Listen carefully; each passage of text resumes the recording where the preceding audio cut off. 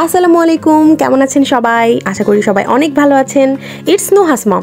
Valentine's Day শেষ হয়েছে 5 দিন আগে, কিন্তু আমরা আজকে শেয়ার করব আমরা ভ্যালেন্টাইন্স ডেতে সেদিন কি করলাম। আসলে সময়ের অভাবে আর ভিডিও এডিটিং করার অলসতায় আপনাদের সঙ্গে অনেক কিছুই শেয়ার করা হয় না। ওয়াও, দেখো তোমার আমার সেম ড্রেস। হ্যাঁ, সো ভাবলাম আজকে আমরা শেয়ার করি আমাদের ভ্যালেন্টাইনের সুন্দর মোমেন্টসগুলো। এখানে নুহাই বেবি একটা বারবি সেজে বসে আছে, মাশাআল্লাহ। আমরা রেডি হয়ে এখন বের হয়ে যাচ্ছি। আমরা আজকে যাব হচ্ছে কেএফসিতে।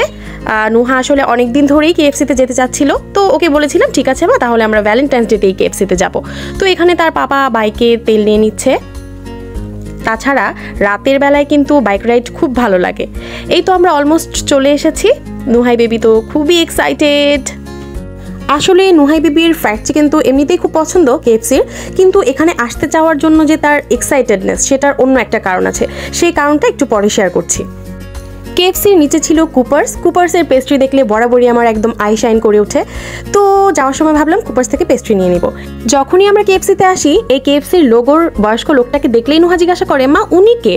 তো আমি নুহাকে বললাম যে উনি হচ্ছে কেএফসির ফাউন্ডার, ওনার নাম কলোনেল স্যান্ডার্স। এটা শুনে ও নানান প্রশ্ন শুরু করলো। যাই হোক, এবার আমরা সিরিয়াল মেনটেন করে আমাদের অর্ডারটা কমপ্লিট করে ফেললাম। নুহাই বেবিকে নিয়ে আমরা বসে পড়লাম।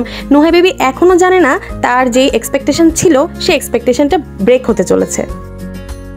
কি হচ্ছে, মন খারাপ করেছে কেন বলো? আসলে ব্যাপার যেটা হয়েছে, গতবার আমরা যখন কেএফসিতে এসেছিলাম তখন কেএফসির একটা কর্নারে একটা ছোটোখাটো প্লেগ্রাউন্ডের মতন ছিল। তার আসলে মেইন অ্যাট্রাকশন ওইটাই ছিল যে সে কেএফসিতে যাবে, সে একটু খাবে, সে একটু খেলবে। কিন্তু এইবার তারা যেটা করেছে, ওই স্পেসটা সরিয়ে দিয়ে তাদের ফ্লোরের স্পেসটা একটু বাড়িয়েছে, যেই কারণে নুহাই বেবির এতটা বেশি মন খারাপ। তো আমি নুহাকে প্রমিস করলাম যে আমি তোমাকে কালকেই বাবুল্যান্ডে নিয়ে যাব, যাতে তুমি অনেক খেলতে পারো। কিন্তু আনফর্চুনেটলি আমি নুহাকে এখনও বাবুল্যান্ডে নিয়ে যাইনি। যদিও সে আমার সঙ্গে এই ব্যাপারে খুবই অ্যাংরি, তবে আমি তাকে নিয়ে যাব। এই তো এর মধ্যে আমাদের খাবারও চলে আসলো। খুবই হাংরি ছিলাম সবাই, তো খাওয়া দাওয়া শুরু করে দিলাম। নুহাই বেবি তো সস ছিঁড়ে একদম নিজেই খাওয়া শুরু করে দিয়েছে, আমার আর কোনো জোর করতে হচ্ছে না। নুহাই বেবির আসলে এই উইংসটা খুব পছন্দ, সো নুহাই বেবি প্রথমে এই উইংসটা একদম সাবার করে ফেলছে। তো খেয়ে দিয়ে আমরা এখন রওনা দিয়ে দিলাম বাসার উদ্দেশ্যে। এর মধ্যে কুপার্স থেকে ভাবলাম পেস্ট্রি নিয়ে নিই, সো কুপার্স থেকে পেস্ট্রিও নিয়ে নিলাম। এর মধ্যে একটা অন্যরকম ব্যাপার ঘটলো, যেটা হচ্ছে যে আমরা যখন বাইরে বের হয়ে বাইকের কাছাকাছি চলে আসলাম, তখন হঠাৎ করে একটা মেয়ে এসে কিছু টাকা চাইলো। তো আমি ভাবলাম টাকা দিয়ে কি হবে, আমরা তো কিছু ফ্রাইড চিকেন পার্সেলও করে নিয়ে এসেছি, তো সেখান থেকেই না হয় ওকে একটা ফ্রাইড চিকেন দিয়ে দিই, ওকে ওর ভালো লাগবে হয়তো। তো ফ্রাইড চিকেনটা নিয়ে এসে ওই কর্নারে রেখে দিল, হয়তো পরে খাওয়ার উদ্দেশ্যে। এরপর আবার আমার হাজব্যান্ড বললো তাহলে তুমি একটা সস নিয়ে নাও, সস দিয়ে খেও। তো ভালো লাগলো। আসলে ভালোবাসা দিবসে ভালোবাসা তো আসলে এভাবেই আদান প্রদান করা উচিত।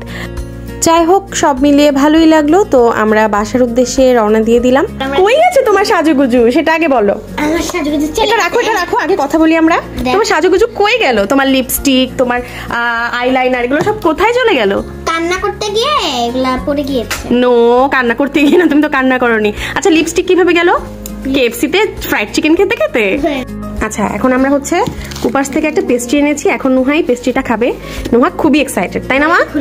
আচ্ছা, আমি খুলে দিচ্ছি, ওয়েট। আচ্ছা, এখন আমরা কেকটা ট্রাই করে দেখি কেকটা কেমন খেতে। বিসমিল্লাহ। এই সাইড থেকে, এই কর্নার থেকে কাটো। বিসমিল্লাহির রাহমানির রহিম। তুমি জানো আমার কুপার্সের কেক কত পছন্দ মা? হ্যাঁ, আমার কুপার্সের কেক খুব পছন্দ। আচ্ছা, খাও। ইয়াম্মি। আচ্ছা, কেমন ঘুরলে আজকে বলো না? আজকে সারাটা দিন কেমন গেল তোমার? সারাদিন তো খুব বাজে ছিল, কারণ তোমার পাপা তো ব্যস্ত ছিল, আমাদেরকে নিয়ে বেরিয়ে হলো সন্ধ্যার পর, তাই না? কিন্তু সন্ধ্যার পর তোমার কেমন লাগলো সেটা বলো। ভালো লাগলো। আচ্ছা, সবাইকে ফুল দিয়ে হ্যাপি ভ্যালেন্টাইন্স ডে বলো। বলো, hello my friends, happy Valentine's Day, wish you all good, best of luck. Okay, tata. সবাই অনেক ভালো থাকবেন। Follow mom and Nuhash blog.